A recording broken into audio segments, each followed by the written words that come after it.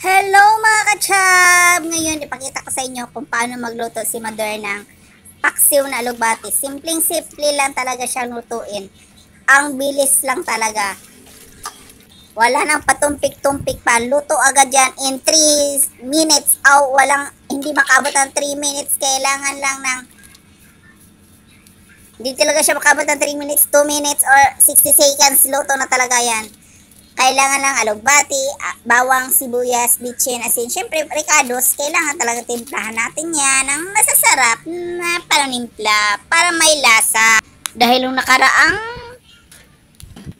buwan, kailangan lagi tayong kumakain ng medyo masarap-sarap. Siyempre, Christmas, New Year. Ngayon, kaya naman natin ng gulay. Gulay tayo ngayon. Ubos din ang budget pang ulam ng masarap din. Inubos lahat nung December. Ngayon, whole year na naman tayong maggulay. Siyempre, except siguro sa December, doon na naman tayo babawi ng kakain ng masasarap na pagkain. Pag-ipunan natin ang December. Hayaan mo na yung birthday. Nandyan lang yan yung birthday. Gulay is life tayo ngayon. Gulay na gulay.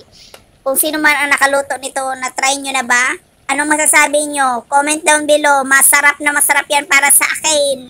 I-comment nyo na lang kung nakapagluto kayo nito. O, di ba?